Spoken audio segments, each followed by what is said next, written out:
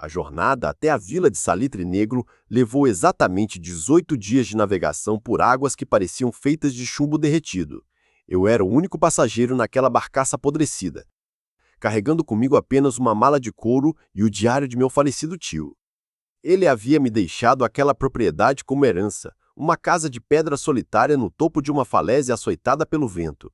Os marinheiros se recusavam a pronunciar o nome do lugar em voz alta, fazendo apenas o sinal da cruz com os dedos trêmulos. O vilarejo era composto por 32 casas cinzentas, cujas janelas pareciam olhos sem pálpebras, observando a minha chegada. O cheiro de peixe podre e algas em decomposição era tão denso que eu sentia o gosto amargo na raiz da minha língua.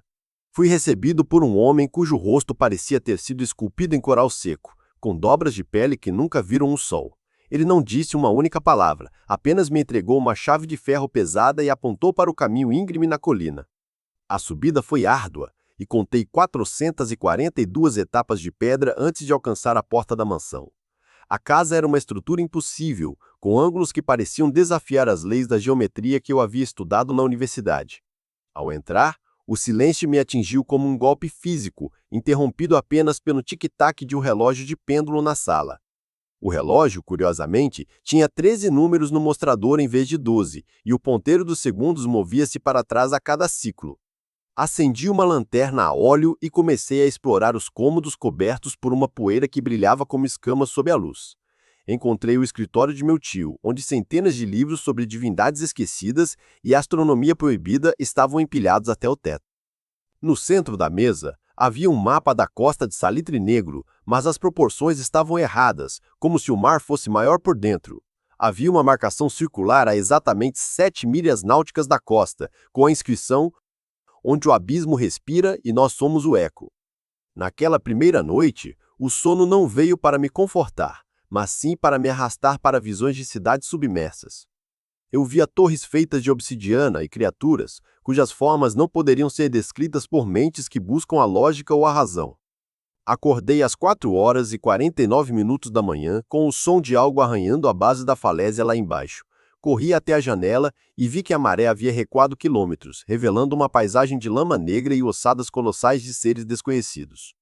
No horizonte, onde o mar deveria estar, erguia-se uma estrutura negra que parecia uma caixa torácica gigante brotando do fundo do oceano.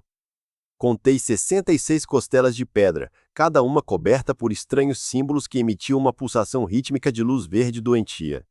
Senti uma atração magnética por aquela visão, como se cada átomo do meu corpo estivesse sendo puxado em direção ao coração daquele abismo. Peguei o diário do meu tio e li a última entrada. O sal não preserva a carne, ele apenas a prepara para a grande digestão. Desci a falésia com uma pressa maníaca, ignorando as feridas que as pedras afiadas abriam nas palmas das minhas mãos e nos meus joelhos.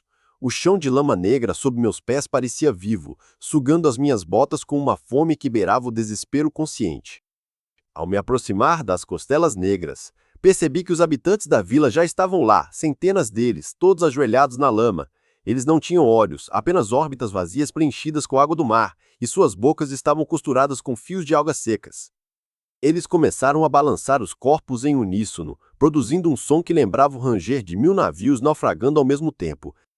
Eu tentei recuar, mas meus pés já não me obedeciam, movendo-se por conta própria em direção ao centro daquela estrutura colossal. Lá, no epicentro daquelas costelas de pedra, havia um altar feito de um material que não era nem rocha, nem osso, nem metal. Sobre o altar, repousava um coração gigante, do tamanho de um pequeno barco, batendo com a lentidão de uma era geológica inteira. Cada batida daquela massa de carne pulsante fazia o solo tremer e a minha própria visão vacilar entre o real e o pesadelo. Percebi que o ritmo do meu próprio coração estava se ajustando, batendo exatamente no mesmo intervalo daquela monstruosidade abissal. Um dos aldeões se levantou e caminhou em minha direção, segurando uma adaga feita do dente de um leviatã pré-histórico. Ele não me atacou, mas estendeu a mão para que eu pegasse a arma, seus dedos frios tocando os meus como o gelo de um iceberg. "Você é o nono herdeiro", ele sussurrou, e a voz dele parecia vir de dentro da minha própria cabeça, ecoando em cada osso. 8 falharam em silenciar a canção, mas você traz o sal puro nas veias para completar a transmutação final do nosso mestre. Olhei para as minhas mãos e vi que o sangue que escorria dos meus cortes não era vermelho, mas sim uma substância negra e densa.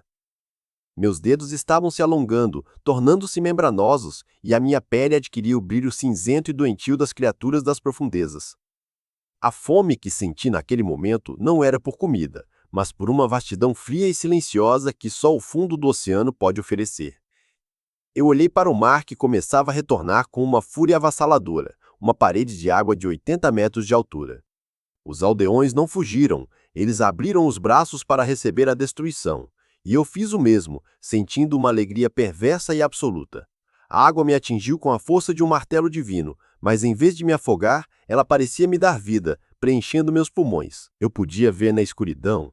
Eu podia sentir a pressão das profundezas como um abraço caloroso e familiar de uma mãe há muito perdida. Nadamos para baixo, centenas de nós, seguindo o pulso do coração que agora residia dentro de cada um de nossos peitos transformados.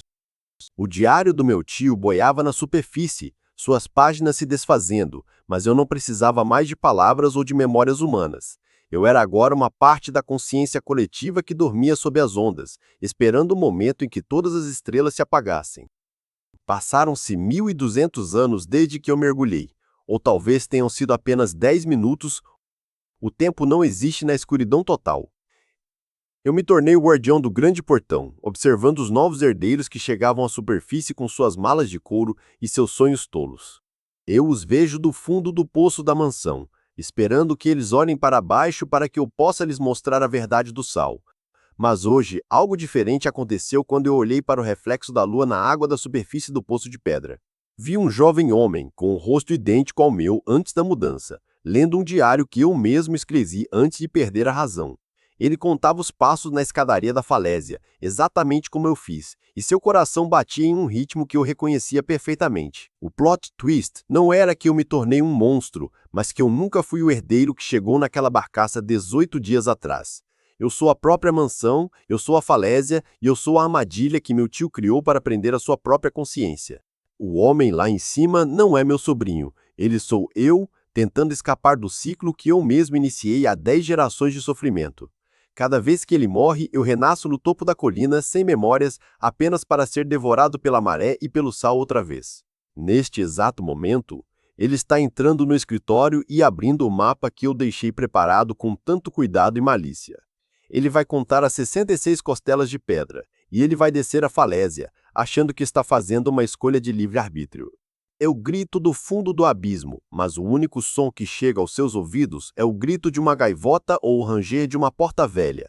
O ciclo de salitre negro nunca termina, pois o mar não esquece e o sal não perdoa aqueles que tentam abandonar a sua própria essência. Fecho os meus inúmeros olhos e espero pelo som do primeiro passo na lama negra, pois sei que, em breve, seremos um só novamente. Bem-vindo ao lar, meu querido eu, para a sua 11ª e eterna tentativa de sobreviver ao que você mesmo se tornou.